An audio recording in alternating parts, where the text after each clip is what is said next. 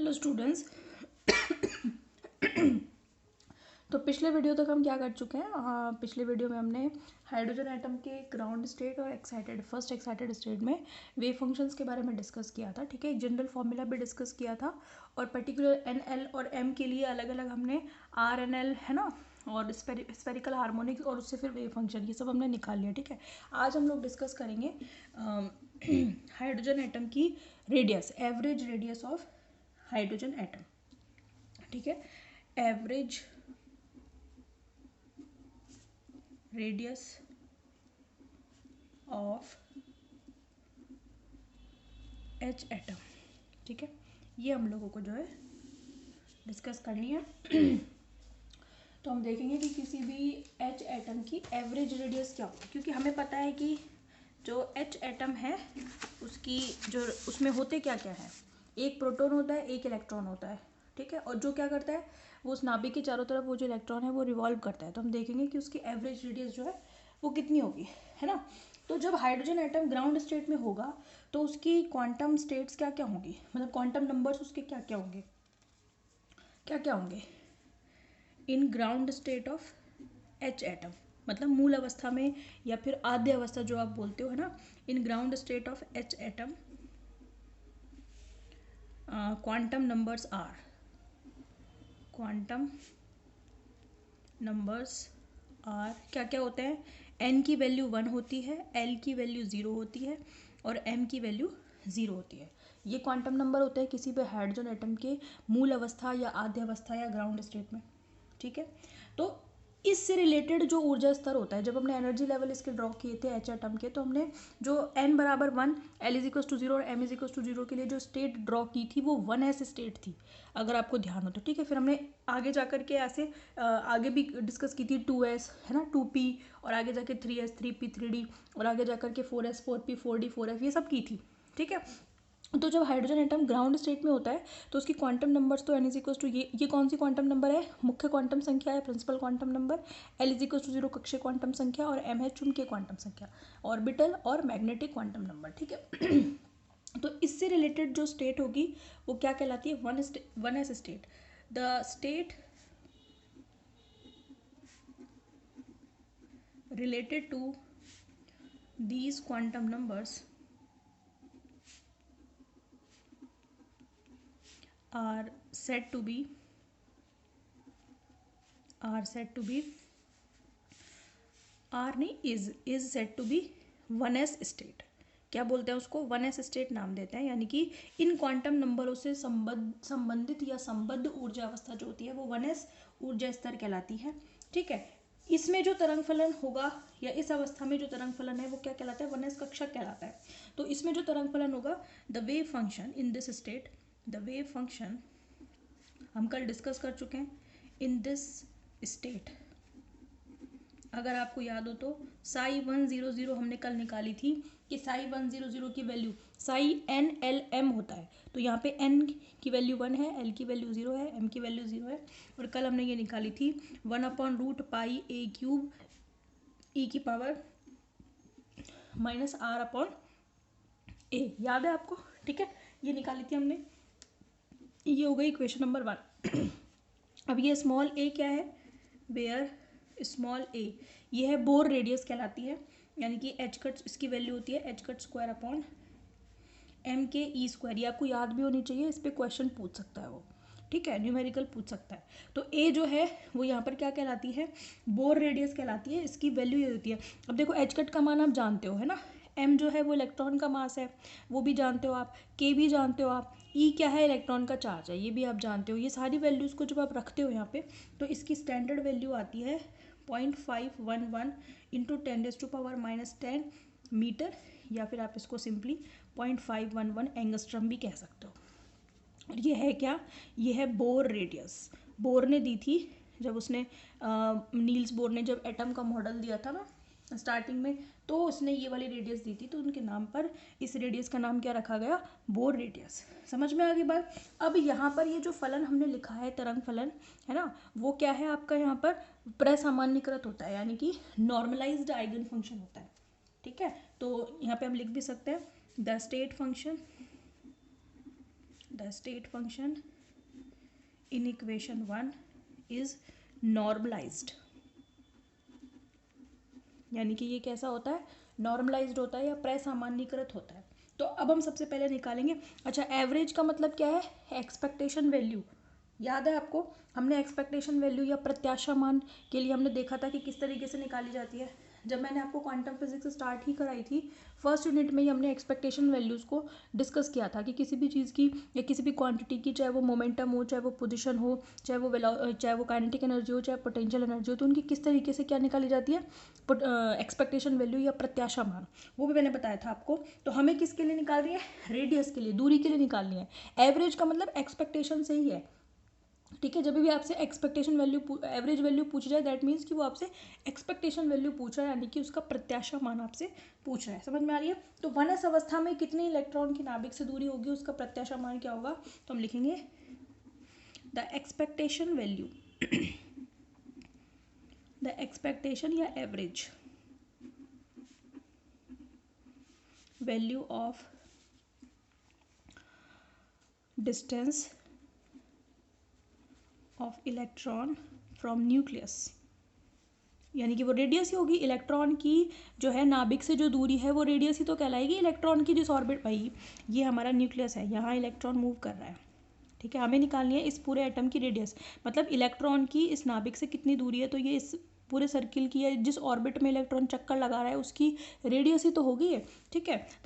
The expectation value या average value of distance of electron from nucleus from nucleus in which state, in 1s state, है ना। और ये जो distance है यही क्या है, आपकी रेडियस, ठीक है। Distance of electron from nucleus यही क्या है, आपकी रेडियस है, ठीक है। कैसे निकालोगे एक्सपेक्टेशन वैल्यू, उसका फॉर्मूला हम जानते हैं, साई स्टार, है ना, आर, जिसकी निकालनी है उसको बीच में रखते हैं, और साई, है ना, और साथ में क्या लिखते हो, डी टॉर्क, वॉल्यूम का आता है, डी आर लिखते हैं हम, ठीक है। डी एक्स आता है तो डी एक्स लिखते हैं, वैसे यहाँ पे डी टॉर्क होता है, वहाँ पे सिर्फ एक्स का फलन होता था तो हम एक्स लिख देते थे, अदरवाइज यहाँ पे होता वॉल्यूम है, ये ध्यान रखना आप हमेशा, ठीक है। तो यहाँ पे फंक्शन कौन सा है, साई 100 है, तो हम यहाँ पे 100 लिख देंगे और यहाँ पे भी 100, क्योंकि जिस स्टेट में निकालना चाह रहे हो उसी स्टेट का फंक्शन लिखोगे। सपोज आपसे कोई कहे फर्स्ट एक्साइटेड स्टेट में कितनी एवरेज रेडियस होगी वो निकालो, तो वहाँ पे आप फर्स्ट एक्साइटेड स्टेट का क्या रखोगे, फंक्शन रखोगे, फिर उसको यहाँ पे उसी तरीके से कैलकुलेट करोगे जैसे अभी मैं इसको कैलकुलेट करने वाली हूँ। समझ में आ गई बात आपको। तो यहाँ पे मेरे को किस स्टेट में चाहिए, 1s स्टेट, यानी कि ग्राउंड स्टेट में चाहिए।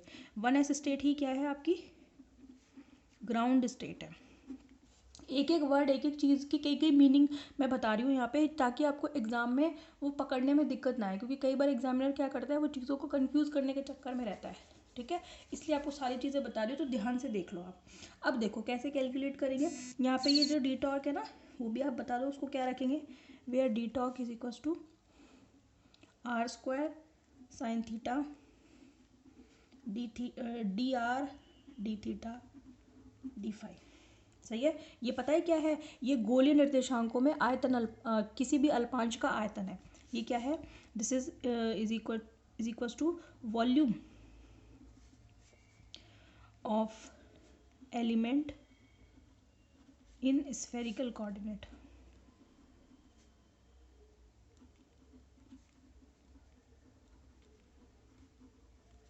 ठीक है, तो ये आपका वॉल्यूम एलिमेंट है, किसमें, इन स्फेरिकल कोऑर्डिनेट्स है कि में है। तो सबसे पहले देखो क्या करोगे, साई की वैल्यू रख दो, मतलब अब देखो ये जो साई है मेरे पास ये रियल क्वांटिटी है, तो अगर आप इसका कॉम्प्लेक्स कॉन्जुगेट भी लोगे तो ये खुद ही आएगा। ऐसा तो है नहीं कि इसमें आयोटा है तो आप माइनस आयोटा लिख दोगे, तो इसका मतलब ये वाली चीज़ 2 बार आएगी, क्योंकि साई यहाँ पर 2 बार है, एक इधर है और एक इधर है, ठीक है। तो बाहर जो है स्क्वायर हो जाएगा, तो ये क्या बन जाएगा, 1/πa³ बन जाएगा। समझ में आ गई, हाँ ठीक है। फिर आप क्या करोगे, आर लिखोगे, है ना, और ये भी तो 2 बार आएगा, ये कितना हो जाएगा, e⁻²r/a हो जाएगा। मैंने भाई ये 2 बार लिख दिया, 2 बार लिख दिया तो 1/πa³ और e⁻², इसका स्क्वायर हो गया ना, ठीक है, e⁻²r/a हो गया, ठीक है। अब ये r मैंने लिख दिया यहाँ पे, अब बचा डी टॉर्क की ये वाली वैल्यू रख दो, यानी कि कितना रखोगे, r² sine theta d r d theta और डी फाई, समझ में आ गई। क्योंकि ये वॉल्यूम इंटीग्रल है तो यूँ समझ लो कि यहाँ पे 3 इंटीग्रल है। मैं ये लिमिट रखूँगी, हर एक की लिमिट रखूँगी। अगर आप चाहो तो आप दिखा सकते हो, आप यहाँ पे 3 इंटीग्रल दिखा सकते हो, नहीं तो एक सिंगल भी दिखा दो। हम इंटीग्रेशन तो अलग अलग वैसे भी करेंगे, ठीक है। तो ये मेरी हो गई। अभी तो नंबर मत डालो, डाल दिया है ना। चलो इसको जो है अपन इसको इंटीग्रेट करते हैं। देखो ये क्या हो गया आपका, आर क्यूब हो गया। आर वाला इंटीग्रेशन एक तरफ कर लो, थीटा वाला एक तरफ और फाई वाला एक तरफ। तो 1/पाई ए क्यूब, इसको तो रखो आप बाहर, ठीक है। एक इंटीग्रेशन में क्या बन गया, आर क्यूब, है ना, ई की पावर और -2r/a, और साथ में क्या बन गया, डी आर। एक इंटीग्रेशन में क्या आ गया, थीटा वाला, थीटा वाले में केवल साइन थीटा और डी थीटा ही है, ये लो साइन थीटा और डी थीटा। फिर एक में इंटीग्रेशन में केवल क्या है, फाई वाले में केवल डी फाई है, और तो कुछ बचा नहीं। आप देख लो कोई और टर्म बची है क्या, कोई भी टर्म नहीं बची, सब ले ली। तो हमने आर का इंटीग्रेशन अलग ले लिया, थीटा का अलग ले लिया और फाई का अलग ले लिया। आर की लिमिट कहाँ से कहाँ तक होगी, आर की लिमिट 0 to इन्फिनिटी। रेडियस जो है वो 0 से इन्फिनिटी के बीच में कुछ भी हो सकती है, हाइड्रोजन एटम की हमें नहीं पता। थीटा की वैल्यू कहाँ, स्फेरिकल कोऑर्डिनेट में थीटा की वैल्यू कहाँ से कहाँ तक होती है, 0 से पाई होती है, पता है स्फेरिकल कोऑर्डिनेट सिस्टम में, है ना। और ये इसमें फाई में कितनी होती है, 0 से 2 पाई तक होती है, ठीक है। सॉल्व कर लो, इस इंटीग्रेशन में कोई दिक्कत नहीं है, इसमें भी कोई दिक्कत नहीं होनी चाहिए। इसमें देखो साइन थीटा डी थीटा का इंटीग्रेशन कितना आएगा, साइड में देख लेते हैं। साइन थीटा का इंटीग्रेशन क्या होता है, माइनस का कॉस थीटा, 0 से पाई तक, माइनस बाहर रख लो, cos pi minus cos 0। Cos pi की वैल्यू कितनी होती है, -1 कितनी हो गई, 2, प्लस का 2 हो गई, तो इसकी वैल्यू 2 आ गई, इसकी वैल्यू 2 पाई हो गई, फाई का डी फाई का फाई हो गया। तो अब लिख देते हैं फटाफट से इसको। फिर एक इंटीग्रेशन बचेगा, ये इसको सॉल्व कर लेंगे। 1/पाई ए क्यूब, ठीक है। क्या क्या आया, एक तो आया मेरे पास यहाँ से 2, और यहाँ से कितना आएगा, 2 पाई, 2 यहाँ से आएगा, 2 पाई यहाँ से आएगा, कितना हो गया, 4 पाई हो गया ना। अब एक इंटीग्रेशन बचा, आर क्यूब ई की पावर -2r/a और डी आर। यहाँ पे आप बता दो integration of d phi from 0 से 2 pi is equal to 2 pi, ठीक है। ये भी बता दिया और ये भी बता दिया, ये 0 से पाई तक है। अब ये इंटीग्रेशन सॉल्व करना है, तो इसके लिए अपन स्टैंडर्ड इंटीग्रेशन लेंगे। तो हम पता है क्या लिखेंगे, इसको करने के लिए यूज़ करेंगे स्टैंडर्ड इंटीग्रेशन, और उसको यूज़ करते हुए इसको सॉल्व करेंगे, ठीक है। क्या है, 0 से इन्फिनिटी एक्स की पावर n ई की पावर -α(x), इसको आप हमेशा ऐसे सॉल्व करोगे, ध्यान रखना कैसे सॉल्व करोगे, फैक्टोरियल n/α की पावर n+1। समझ में आ रही है, ठीक है। ऐसे कभी कभी किसी बुक में ई की पावर -λx दिखा देते हैं, किसी में बीटा दिखा देते हैं, है ना। ऐसे कोई दिक्कत नहीं है, आपको बस उसी के अकॉर्डिंग यहाँ चेंज कर देना। बाकी स्टैंडर्ड इंटीग्रेशन ये रहेगा।